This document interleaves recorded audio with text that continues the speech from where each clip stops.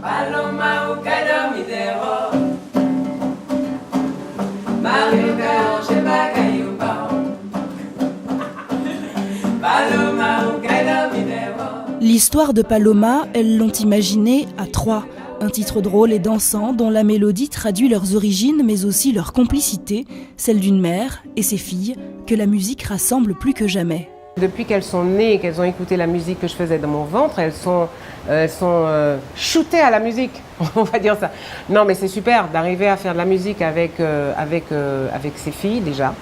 Et puis qu'il y ait 3 générations de femmes, parce que voilà, il y a mon âge que je ne vais pas donner, coquine, il y a l'âge de ma première fille et l'âge de la dernière qui a 20 ans. Et ça fait 3 générations. C'est une manière aussi extraordinaire de rentrer dans leur intimité. Je crois que je connais mieux mes filles depuis qu'on a fait ce truc ensemble.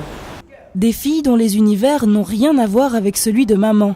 L'aînée, Fred, a fait ses premiers pas sur scène avec sa mère à l'adolescence.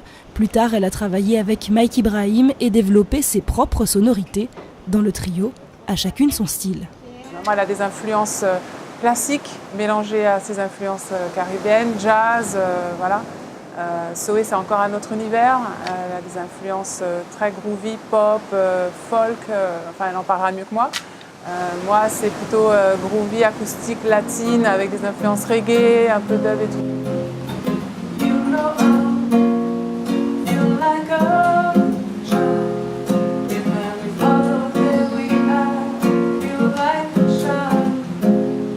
Je me suis demandé pourquoi qui manquait ça fait c'est pour ça.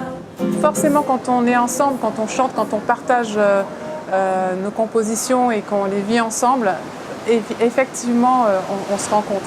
On se rencontre encore un peu plus. De quoi rendre l'album on ne peut plus éclectique. Du haut de ses 20 ans, la dernière de la famille, Zoé, a aussi apporté sa touche. Des titres intimes où elle parle de ce lien mystique qui l'unit à sa sœur et à ses parents.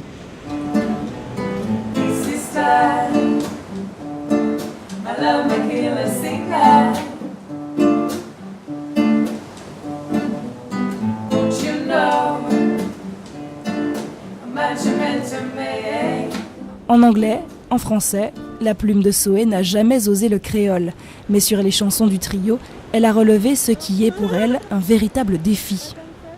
Paloma, par exemple, pour moi, c'est une chanson avec laquelle je n'étais pas du tout à l'aise au départ, puisqu'il faut parler créole, il faut raconter une histoire qui ne résonne absolument pas chez moi, puisque je suis très métropolitaine.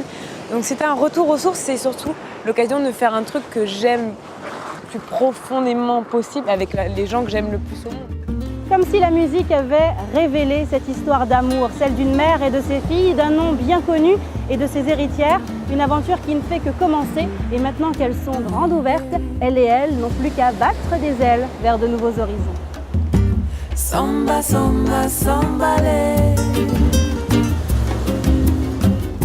samba.